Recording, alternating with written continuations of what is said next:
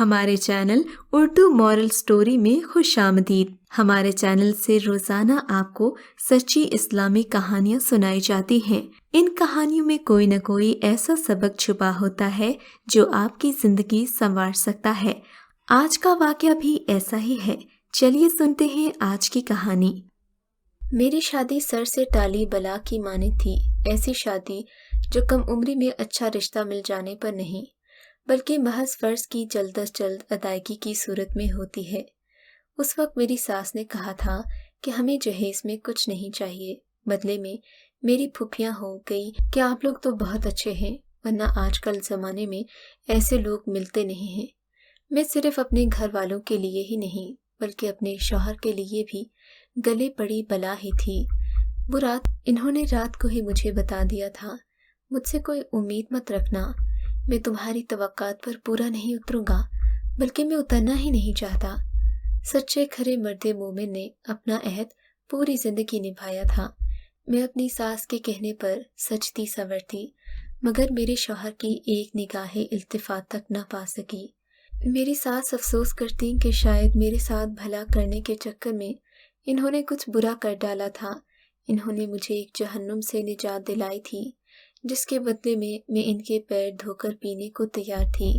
میرے شوہر اسی وجہ سے میرے لیے قابل صد احترام و محبت تھے کیونکہ ان کا نام میرے نام کے ساتھ جڑا تھا۔ مجھے شناخت ملی تھی، چھت ملی تھی، بھلا میں کیسے ان سے احسان فراموشی کرتی۔ ہاں، حق کی زوجیت وہ خوب جانتے تھے۔ میرے شوہر نے نظر اندازی کی انتہا کر دی۔ میرے ہوتے ہوئے ان کا انداز ایسا ہوتا جیسے کمرے میں کوئی ہے ہی نہیں۔ بات کرتے تو انتہائی حقارت آمیز رویے میں جھڑکنا اور کم عقلی کے طعنے دینا رفتہ رفتہ معمول بن گیا۔ جب آپ کا جیون ساتھی ہی آپ کی شخصیت میں عیب اجاگر کرے تو شخصیت بنتی نہیں بگڑ جاتی ہے۔ میں بھی رفتہ رفتہ اپنے خول میں سمٹتی چلی گئی، عدم اعتمادی کا شکار ہو گئی۔ فیصلہ کرنے کی صلاحیت پہلے ہی نہیں تھی، رہی صحیح کسر ان کے رویے نے پوری کر دی۔ یہی وجہ تھی میری پہلی زچگی بے انتہائی پیچیدگیوں کا شکار رہی۔ میرے شوہر نے سنتے ہی جتلا دیا کہ مجھے پہلی اولاد بیٹا چاہیے، نہیں تو اپنا بوریا بستر گول کر لینا۔ پہلے دن سے ان کا رویہ اور صد مہری مجھے احساس دلاتی تھی کہ میں ان کو اپنا نہیں بنا سکی۔ سال بھر ہمارے درمیان انڈرسٹینڈنگ تو دور کی بات میں تکلفی بھی نہیں تھی۔ ایسے میں ان کی دھمکی میں کتنی صداقت تھی میں خوب جانتی تھی۔ یہ جاننے کے لیے کسی خاص ذہانت کی ضرورت نہیں تھی۔ انہی دنوں میری طبیعت خراب رہتی تھی، نہ بی پی کنٹرول میں تھا اور نہ ہی اپنا وزن۔ ایسے وقت میں جب میرے مجازی خدا کی مجھے اشد ضرورت تھی، میں سجدے میں گری حقیقی خدا سے بیٹے کی دعائیں مانگتی۔ ہاسپٹل جا کر ڈاکٹر سے جھاڑیں کھا کر کھسیانی سی ہو کر آ جاتی۔ وہ میرے شوہر سے مل کر اسے میری کنڈیشن اور آنے والے وقت کی خرابی صورتحال کے بارے میں بتانا چاہتی تھی، مگر اسے کیا معلوم میرے شوہر کو مجھ سے صرف اولاد چاہیے، میں نہیں، اور وہ بھی اولاد نرینہ۔ میں دن رات اللہ تعالیٰ سے دعاؤں میں بیٹے کی دعا مانگتی تھی۔ شادی کے بعد میکے کی طرف سے تو میں اکیلی ہو ہی گئی تھی۔ پھپھو سے اب میں خود کوئی رابطہ رکھنا نہیں چاہتی تھی۔ میری ساس تو چل بسی تھی جبکہ مجھے اولاد میں بیٹا ہی ہوا تھا۔ اب کے بار میں پھر ماں بنی تو میرے ہاں بیٹی پیدا ہوئی۔ میں سمجھتی تھی کہ ایک بیٹے کے بعد میرے شوہر کے دل میں شاید میری کچھ جگہ بن جائے گی، مگر میں بھول گئی تھی کہ ریت کی بنیادوں پر کھڑے ستون آہنی ہی کیوں نہ ہوں، انہیں ایک دن گرنا ہی ہوتا ہے۔ میرا گھر بھی زمین بوس ہو گیا۔ ایک دوسری عورت میرے گھر میں میرے شوہر کی بیوی بن کر آ رہی تھی۔ اس گھر میں رہ کر میں کیا کرتی جہاں میری کوئی عزت نہیں تھی؟ مجھے کچھ بولنے کی ضرورت نہیں پڑی۔ میرے شوہر نے مجھ سے گھر چھوڑنے کی بات کی کیونکہ یہ میری سوکن کی خواہش تھی۔ میرے شوہر، کیا میں اتنی گئی گزری تھی کہ ایک گھر کی چھت تلے گزارا ممکن نہیں تھا؟ دوسری شادی آپ کا حق تھا، آپ نے اپنا حق استعمال کیا، مگر اپنے دل کی خوشی پوری کرتے آپ نے کبھی میرے دل کا خیال کیوں نہیں کیا؟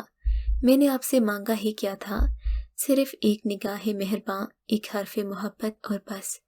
پوری زندگی دوسری بیوی پر الفت کے دریا بہانے والے کے پاس پہلی بیوی کے لیے کچھ بھی نہیں تھا۔ انہوں نے مجھے ایک بوسیدہ سے فلیٹ میں منتقل کر کے صرف اور صرف بیٹے کی وجہ سے ہمارا خرچہ اٹھا لیا۔ میں نے صبر کر لیا۔ ایک ایک کر کے آنکھوں کے سامنے وقت کا کام ہے گزر جانا، سو وہ گزرتا رہا۔ بچے بڑے ہوتے گئے۔ میں نے نان نفقہ ملنے کے باوجود ملازمت بھی کی، کبھی دن کے وقت اسکول میں اور کبھی کہیں۔ میں زیادہ پڑھی لکھی تو نہیں تھی، بس پرائمری کلاسز کی اردو اسلامیات پڑھا لیتی تھی۔ ایک دو بار میں نے کینٹین کھولنے کی کوشش کی، جس میں مجھے زبردست نقصان ہوا۔ مزید پیسہ مانگنے پر میرے شوہر نے 2 ماہ کے لیے لگا بندھا خرچ بھی روک لیا۔ میں چپ رہی۔ میں نے موم بتیاں بنائیں، فیکٹری سے مال لا کر دہاڑی پر سلائیاں کیں، 3 ٹائم چائے روٹی یا چٹنی کھا کر گزارا کیا۔ ذاکر کے دیے ہوئے پیسے بعض اوقات اتنے مختصر ہوتے کہ بچوں کی اسکول کی فیس اور ایک ٹائم کے کھانے کے بعد باقی سارے خرچے منہ کھولے کھڑے مجھے دیکھتے رہتے۔ بہرحال دن گزر ہی جاتے ہیں۔ بیٹی میٹرک میں آ گئی اور بیٹے نے شاندار نمبروں سے انٹر پاس کر لیا۔ اب اسے BA کرنا تھا۔ تبھی اس دن مجھ پر ایک انکشاف ہوا۔ میرا بیٹا، میری جان، مجھے چھوڑ کر اپنے باپ کے پاس جانا چاہتا تھا تاکہ روپے پیسے کی تنگی سے نکل کر ڈھنگ سے پڑھائی کر سکے۔ میں نے تو انہی خالی آنکھوں سے اسے التجا کی تھی جنہیں میری بیٹی جذبات سے آری کہتی تھی، مگر اس پر کوئی اثر نہیں ہوا۔ میری زندگی بھر کی ریاضتوں، محنتوں اور رت جگوں کا اس نے یہ صلا دیا کہ اپنے باپ کے دیے ہوئے چند پیسوں کے لالچ کے آگے چند دن بھی ٹھہر نہیں سکا۔ ذاکر احمد کی اور کوئی اولاد نہیں ہوئی تو سالوں بعد انہیں اپنے بیٹے کا خیال آیا تھا۔ ذاکر کو وہ دن تو یاد ہوگا جب پہلی بار گھر کے اندر آئے تو مجھ پر ایک اور ستم توڑنے کے لیے۔ آپ فکر مت کریں امی، میں ہر ویکنڈ آپ کے پاس ہی گزاروں گا۔ وہ جاتے ہوئے مجھے تسلیاں دیتا رہا۔ میں خاموش لبوں سے اسے جاتا دیکھتی رہی۔ میں اس کا چہرہ اپنی آنکھوں میں بھرنا چاہتی تھی، مگر کتنی دیر، میرا دل تو بھرتا ہی نہیں تھا۔ بالآخر اس نے مجھے خدا حافظ کہہ دیا۔ مجھے اب سب سے زیادہ اسی کی ضرورت تھی، کیونکہ وہ میری زندگی کا سہارا تھا۔ میں نے تو بیساکھیاں توڑ ڈالی تھیں۔ اس کو پڑھانے کی خاطر میں نے کیا کیا نہیں کیا تھا، اپنی مامتا کو قربان کر دیا تھا، مگر شاید آج مامتا ہار گئی تھی اور پیسہ جیت گیا تھا۔ اسے جانا ہی تھا، سو وہ ذاکر کے ساتھ چلا گیا۔ وعدے کے مطابق شروع میں وہ باقاعدگی سے گھر آیا کرتا تھا۔ اس دن گھر میں عید کا سا سما ہوتا تھا۔ 1 ہفتے کی بچت جوڑ کر اور کبھی ادھار لے کر میں اس کی پسند کا کھانا بناتی۔ پھر یہ وقفہ بڑھا اور بالآخر وہی ہوا جس کا مجھے خوف نہیں یقین تھا۔ ویکینڈ پر ملنے والے اچھے کھانوں کا سلسلہ میرے خاموش آنسوں اور آہٹوں پر لبکی سماعتوں تک سمٹ گیا۔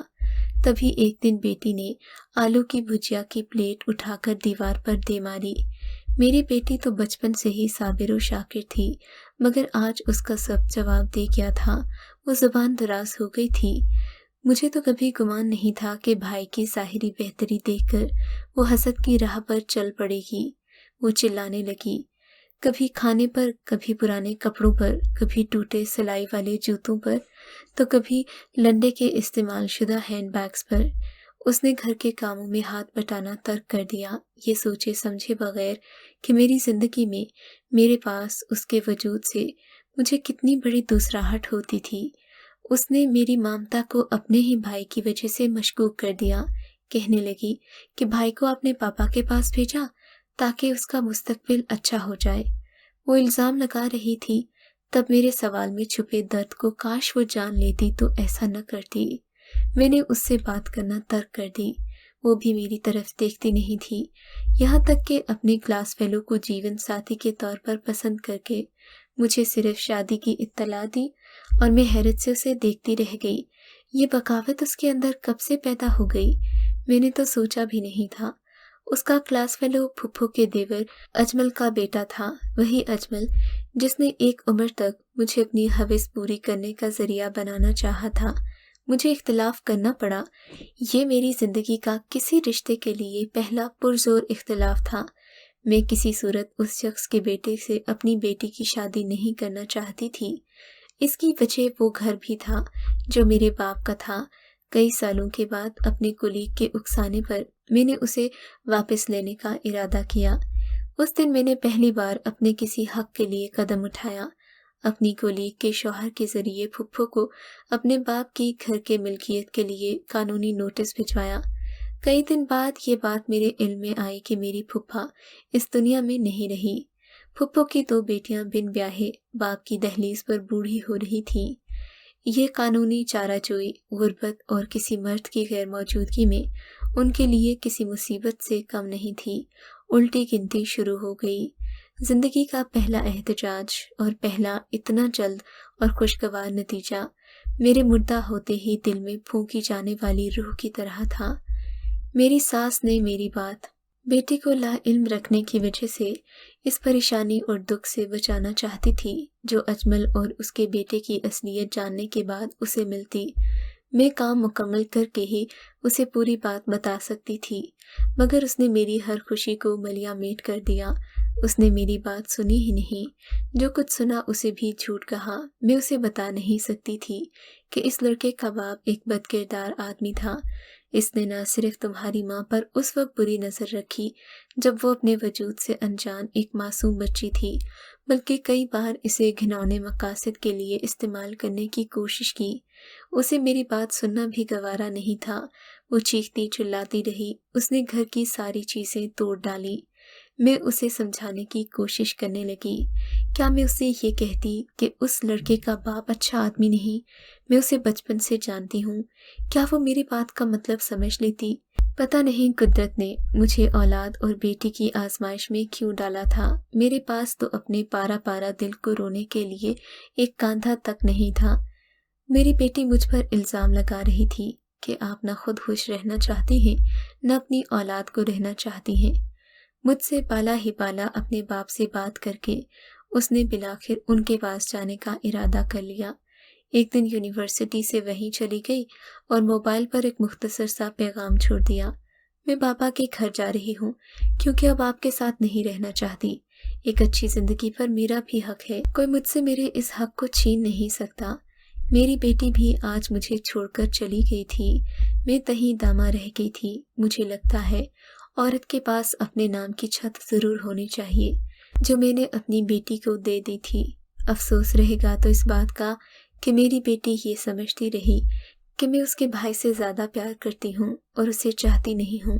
तभी वो मुझे छोड़कर अपने बाप और भाई के पास चली गई। मैंने पहले से बेटे की जुदाई भी देखी थी, इसलिए उससे पुराने सवालात दोहरा कर उसे वीकेंड पर मिलने आने की झूठी उम्मीदें लेकर किसी गलत फहमी में खुद को नहीं डालना चाहती थी। सो आज मैं अकेली जी रही हूँ अपने इस घर में जिसके सभी मकीन मुझे छोड़कर जा चुके हैं। जिंदगी की इस हौलनाकी को देखती हूँ तो सोचती हूँ कि आखिर औरत शादी करती ही क्यों है? क्या आखिर में बेसहारा होने को शादी करती है, या फिर जिंदगी पर औरत का कोई हक नहीं है, या फिर औरत सिर्फ और सिर्फ कुर्बानियाँ देने के लिए बनी है? कोई तो मुझे इस सवाल का जवाब दे। क्या मैं गलत थी? क्या मैंने अपनी ममता को बांटकर गलत किया, या फिर मैं ही खुदगर्ज हो गई थी? अगर आपको आज का ये वाक़या पसंद आया है तो इस वीडियो को लाइक ज़रूर कीजिए और इस तरह के मज़ीद किस्से सुनने के लिए हमारे चैनल उर्दू मॉरल स्टोरी को सब्सक्राइब ज़रूर कीजिए।